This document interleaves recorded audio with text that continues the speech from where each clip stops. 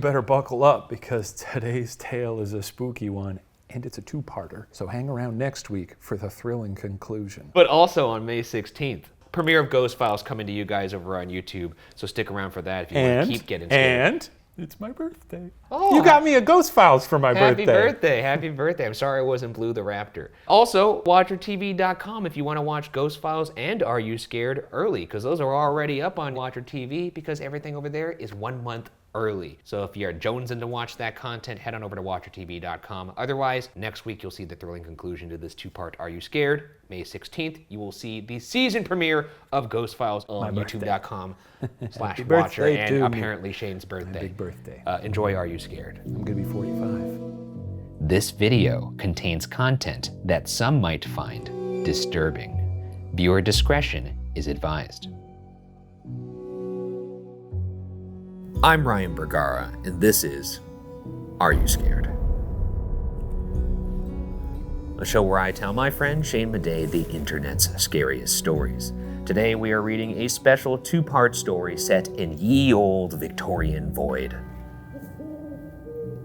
Check that out, huh? Yeah, it's very Victorian. Peep the outfits, very Victorian. That's for you. I'm guessing this is actually not the first time you've worn whatever the hell this is. What is this called? A cravat. It is actually. I've never worn a cravat. It's pretty surprising. Yeah, I like it. I like to put on little outfits. You look like this could be your everyday wear, honestly. I feel like Bill the Butcher. Okay. You know? He's a bad guy, right? He's a bad guy. So bar your doors, douse your lanterns, and let's see if we can make it till the first light. The Seven Whistlers, Part 1. September 8th, 1888. Notes of Dr. Nigel Fairfax on the apparent lunacy of George Cook, the colliery cannibal. Henceforth, I will commit musings upon one George Cook at request of the Metropolitan Police, following a renewed interest in criminal lunacy in the wake of the recent Whitechapel murders. You remember Whitechapel, right? Hey, who could forget? We cracked that case back in the day. We caught him and killed him. I'm in character. I'm from Whitechapel. Hi. I think you could pull off the accent. Let's hear it a little bit like... Oh, I am from Whitechapel. Okay, I regret asking you that. But Whitechapel, yes, Mr. Jack D. Ripper used to be... Jack the Ripper. Yeah, Jack the Ripper. This investigation may also be of use to my colleagues at the Bethlehem Royal Hospital. It is a curious case, very curious indeed, and yet I find it has rather slipped into the shadows of late. With all this Whitechapel business, few say much of anything else, and on the Barnsley Colliery, only the 1866 disaster may thereupon come to mind. Few recognize the name George Cook, with which I am only familiar due to my close intertwinement with the Barnsley coal mining industry. My late father owned the colliery, a rather overlooked pit, and so one stifling midsummer evening in 1870, my dear Ada and I were surprised to find it named in the newspaper. A gruesome tale. There had been, as there often is within the mines, a collapsing of inner structures, leaving 4 men stranded underground for several days. This in and itself is not an irregular happening, and so we thought it rather odd for it to make the front page, primarily as those men had been left with adequate supplies to last the rescue. However, whereupon Barnsley constables recovered the mine shaft entrance, they were presented with a ghastly scene. 2 of the men, and to all apparent conclusions, vanished, and left in the darkness was young George, crouching over the half-eaten body of his brother, a one Arnold Cook. You ever thought about eating your brother? It's a great question. One that you should have a pretty quick answer for. Kind of a softball, honestly. If it's not immediately no, then there's a problem. No, I haven't. In a life or death situation... Do you think you can eat another person in a life or death situation? If they've perished. Okay, that's a good clarification, because in this situation... And there's no judgment in that case. We're in a mine shaft, it's collapsed, big rock hits my head, I'm dead. I'm eating you. I'm a goner. Yeah. I don't think I could eat you. That's your loss. There was, of course, raucous enjoyment of such an affair in the literary scene. I am sure Wilde was beside himself to have not invented such a scandal in one of his garish novels. Beyond the cackling circle of London gossip, nonetheless, was a fraught, tight-knit South Yorkshire community, who were adamant that Cook could not have committed such an act. I would love to be a member of a cackling circle of London gossipers. You're a gossiper, right? Maybe a little. What do you want to know? You're a dirty little guy. I'm not a dirty little guy. Yeah, you are. I just, I hear some things. I've got my little birds. You're a nasty little man. I'm not. Oh. The information of interest was that there was, ostensibly, enough food to last the week, stored across the men's working area, where rubble had boxed them in, but accessible by an unlit crawl space, even following the beam collapse. So, why had Mr. Cook deigned to consume the thigh and partial upper torso of his kin? Many call for gallows, but an insanity plea found him as he remains now, instated at the Lincoln Lunatic Asylum. Following notes contain transcripts of my recent interaction with Cook, offering some insight into his fractured mind. Do you find anything odd about this so far? No. They had enough supplies. Why is he eating his brother? He's hungry. It was right there. Yeah, what kind of supplies they got though? Hardtack? You don't want to eat that. Eat your brother. Hereupon lie the minutes of my meeting with George Cook, under observation at Lincoln Lunatic Asylum, abbreviated NF for Nigel Fairfax and GC for George Cook. NF. George, can you tell me about that night in the pit? I would dearly like to understand what transpired. The patient is uncomfortable by the sun setting and insistent we burn an excess of candles. GC.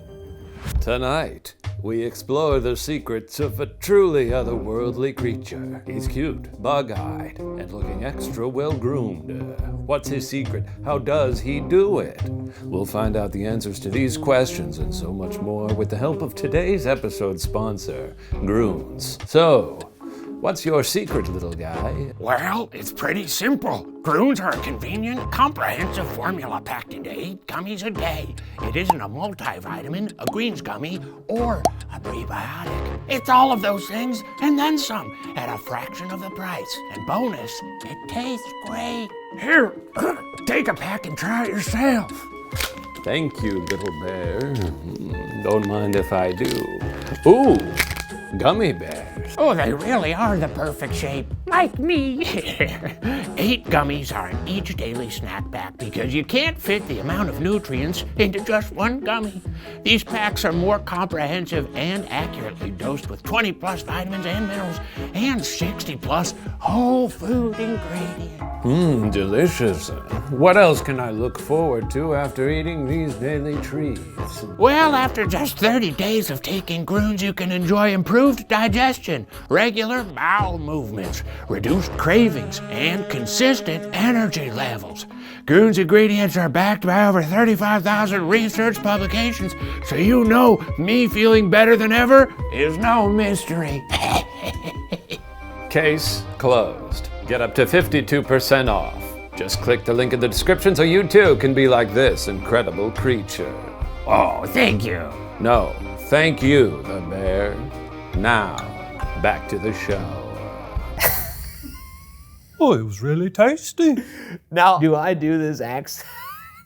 Because it's Is it pretty funny in the accent? GC. Get here, dear. Heard it down there. What? Get here, dear. Good ear, dear? Get here, dear. It's spelled Canary? can, E-E-R-E, it here. Can air air. That's pretty good. Like that? Canary air. Heard it down there. I'm sorry, George, I'm not following. What did you hear? Someone with you? Arnold? I loved him, but I was so hungry. It were there in the tunnel. I heard it. George, what was there? What could you hear? It's probably just voice saying, eat your brother. That's not what he said. Your brother looks awfully tasty, doesn't he? This is what GC heard. Okay. The dog. I find George, besides all else, a pleasant fellow. He is not, however, fond of conversation. Beyond that meeting, all he has spoken of is darkness. Lincoln Asylum residents tell me he behaves, unless he is deprived of lamps throughout the night. One matron even tells me he spent dusk with his eye pushed against a crack in the doorframe, finding refuge in the glow of her candle as she made her rounds, complaining of a whistling noise. Still, it seems my methods are not as impactful as I had hoped. He hates the darkness. Yeah, doesn't everybody? I find it quite comforting. And actually, when I go to sleep at night, I don't want any light whatsoever. Well, I mean, other than when you're I sleeping. put little tape over all the little lights in the room. Of course, everyone likes sleeping in the dark, but I'm saying just in general, if you walk into a room, you prefer there to be a light on than not. You ever go to the bathroom pitch black? That's a fun thing. I used to take showers in the dark, too. Is that why there's piss all over the seats No, in the no, restrooms no, here? no. Are you the person that's doing I don't do that here, but I did used to take showers in the dark, and then I would also lay in the tub and just let the shower pour on me. You ever done that? No, I don't It's do that. the height of tranquility. September 8th, 1888, evening. An unrelated yet curious incident following the meeting that I feel I must commit to paper. I had shortly arrived back in London, finding myself rather too close to the Whitechapel district for comfort. Henceforth, I deigned to wait for a carriage, as the winter mornings get so dark as of late. It was eerily silent for an area that is usually alight with activity, and it is only because of this that I heard it, a long, drawn-out whistle. Startled, I had peered to source this mysterious noise and found myself staring into a side street that reminded me of the mineshaft entrances of my childhood, narrow and possibly black, with no suggestion of an end to it. There again, a soft whistling. Something within me refrained from calling out, and yet I stood paralyzed in the dark. In that moment, I had cast my mind to Mr. Cook, wondering how a man could be as frightened of the dark as my little boy is, when all the gas lights amongst the road began to buzz and one by one flicker out completely. Scary. Yeah, I mean, you, because you're a psychopath, you're not scared of the dark, so this is all... If I'm walking down the street and all of the board. lights go out, So you are scared of the dark. it's circumstantial. The lights go out here and you hear a little... One more time? That's a little scary. Yeah. That's scary, right? Yeah. I'd probably go and give you a coochie coochie. Then, all of a sudden, a charge of London constables, making haste past me in the street. I am sorry for Miss Chapman, but if not for the discovery of her murder to which I now know they were attending, I would have been alone on that street as the last light dulled. I will not dwell on it as a man of science, after a sergeant clapped my shoulder and told me I better run along, lest being out alone seems suspicious. I have resigned the whistling to that of the constables signaling. Ada has other ideas, however, and I now regret even mentioning it. Madame Florence tells me these are signs from the other side, she declared indulgently. This lady's nuts. Why? What the fuck is she talking about? My wife is rather taken with the aforementioned psychic, who in turn seems rather taken with the shillings I line her pockets with. A nasty man. It is what Jacob and I keep hearing in the house, knocking and whistling, which I believe to be your late mother nagging at me beyond the grave. Perhaps you should bring your patient a psychic if he is so preoccupied with darkness. Though I value my scientific doctorate too much to consider presenting Royal Bethlehem Hospital with a spiritualist, perhaps there is some value to a differing perspective.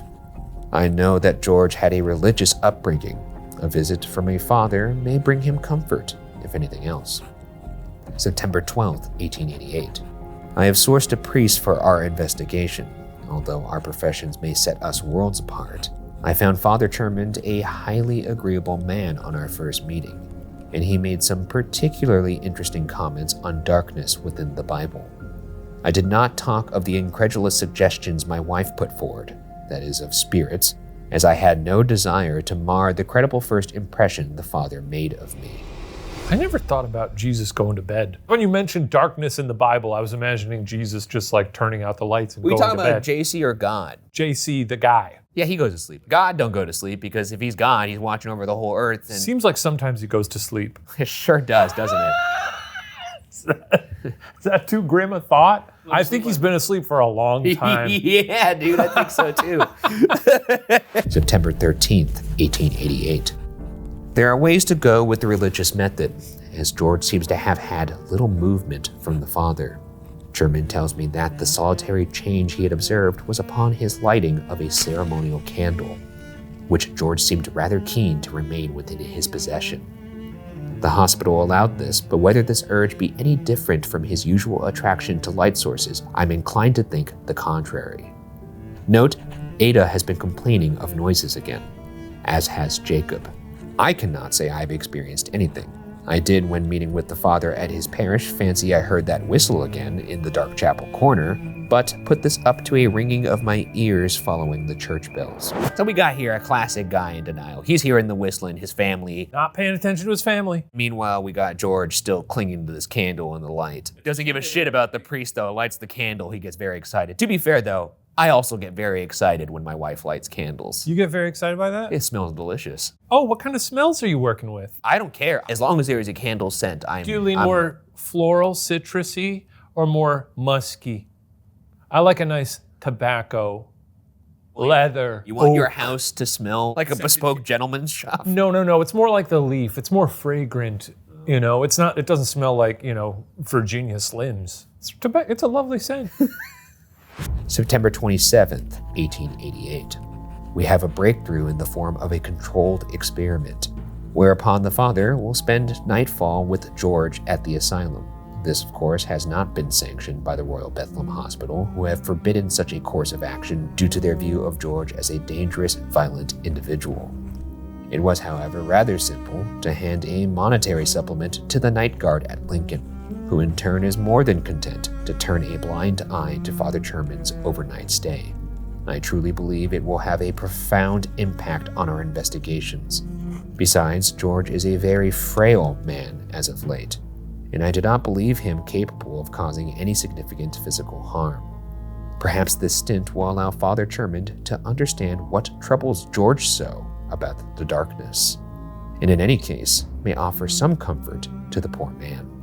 I will report back our findings, and must admit I am rather excited to see what, shall we say, demons of George this procures.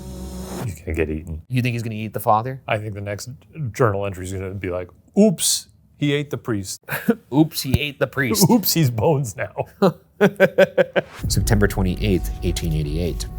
I did not know how to put into words the abhorrence of this situation. I think this priest done got ate. I did not know how to put into words the abhorrence of this situation. There is little time to report the events of the night, as we are all caught up in legal proceedings and I must answer to my superiors.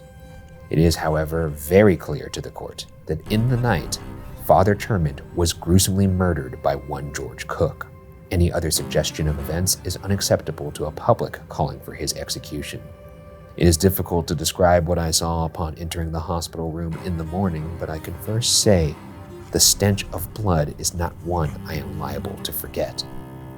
My immediate sight was not the father, but George, in the corner, irises glazed. He was clutching a candle, the hot wax spilling upon his clenched fist, red with angry marks.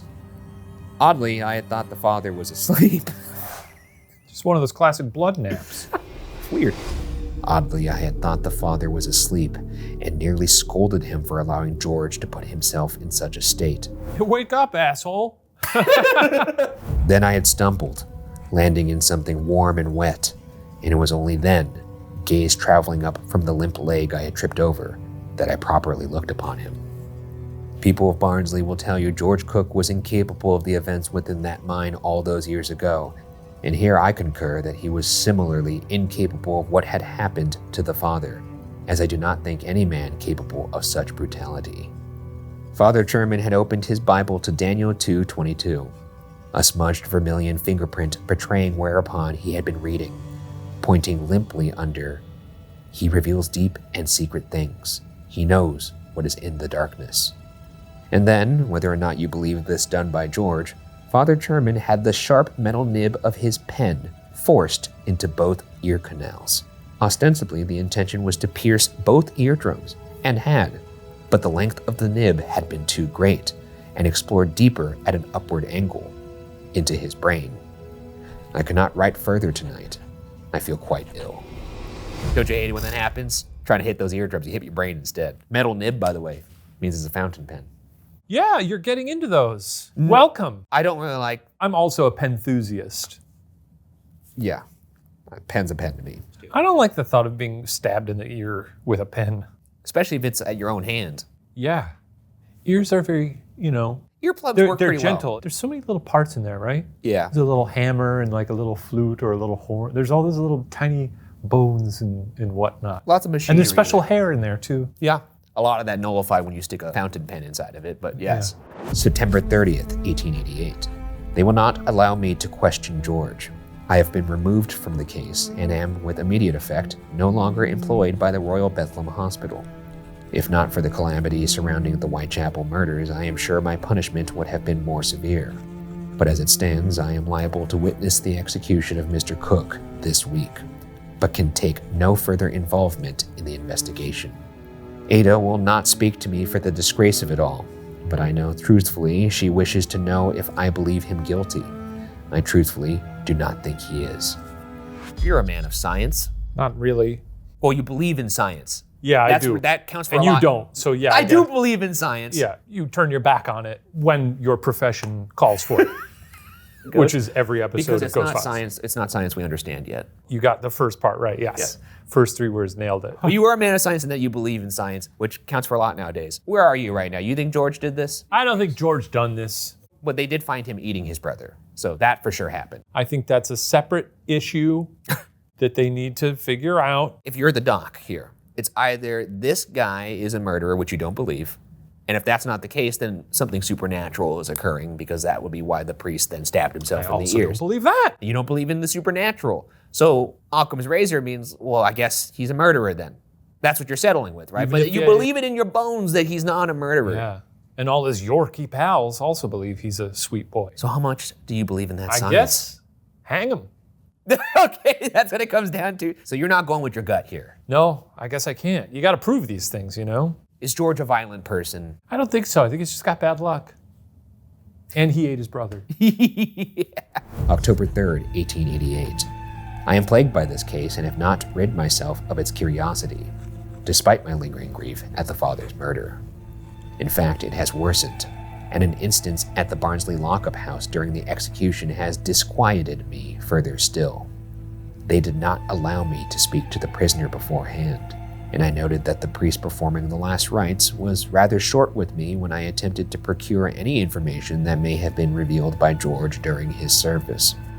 I suspect he may have been acquainted with the late Father Termond. He was silent as they readied the gallows, and yet I felt unending grief for the man who, guilty or not, had been a gentle soul, scared of the dark, like my boy.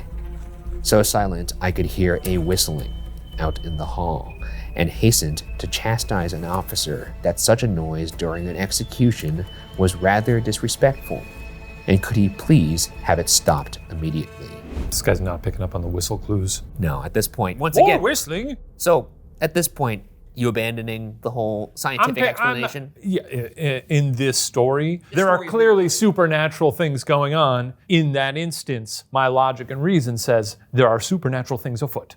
So, and it must be acknowledged. Well, I'm just saying that if the stakes of this story were happening to you in real life. They wouldn't be. But if they were. That's the difference. If they were, then I would acknowledge them. That's all I wanted to hear. And I would win. What is this? I would win. Okay. I'd win the day. He gave me a funny look and asked if I had had my ears checked recently, which I found rather frivolously rude. What chilled me, however, was the reaction of George, who, since our first meeting, had not spoken a word to me. But that whistle echoed again, and his eyes snapped to mine, awfully bright in their recognition. Like the Father, he cried, reverently straining against the rope. It sings like the angels. I knew you could hear it. You... His words were then muffled by the officer wrestling the blindfold upon his eyes, and he began to scream, the most blood-curdling noise I have ever been witness to. It was worse than my wife in childbirth, than a man I once amputated the leg of, worse than Jacob after a nightmare. Mr. Fairfax, he wailed, jerking around on the platform, guardsmen struggling to keep grip. Don't let them put me in the dark. Don't let them give me back to the ground. It demands the 7th. Then, in the kerfuffle, he had pitched forward, over the edge, and there was an awful snap. And then, silence. All but for that faraway whistling. Perhaps, as that officer suggested, I should have my ears inspected, after all. Of part 1. of part 1. I guess they hanged an innocent man, it seems like, right? Maybe. Now this guy has 2 bodies on his conscience. He has the priest, who he put in a bad situation, and now Sweet George. Sweet George. It's not really his fault, though. I mean, I guess he did feed him a priest. What do you think the 7 are? Feed 7 to the ground? I mean, I thought it was whistles, but I think it's just 7 bodies. We have 2 bodies so far. We'll find out what happens to the doctor in part 2. Hold on to your hats, folks, 'cause this is a wild Shane's one. gonna hold on to his hat just like that for an entire week. Yeah, I'm until not next week. moving. Well, thanks for watching, and remember to tune in next week for the thrilling conclusion and to find out what happens to old Dr. Nigel Fairfax. Poor Nigel. Hold on to that hat.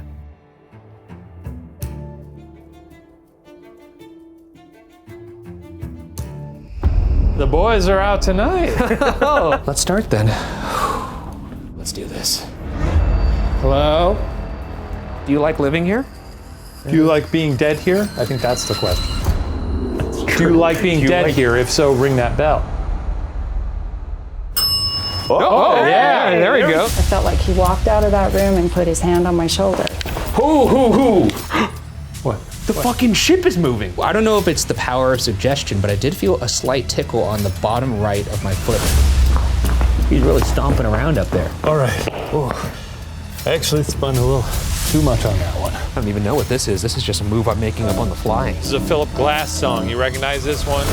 What the fuck? This is the first episode of Evidence Room. I kind of just exhaustively lay out all the evidence that we found in any particular location. Season premiere of Road Files. Here is just a little bit more of the behind-the-scenes stories from myself, Shane, and some of the crew members. It really looks good on you.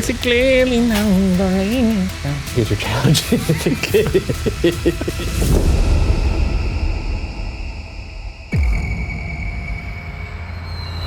It looks like we just had like a one-night stand and we're both just like putting our clothes back on the bed. Not talking, just like, well, The money's on the dresser. that was the best hunt we've ever had.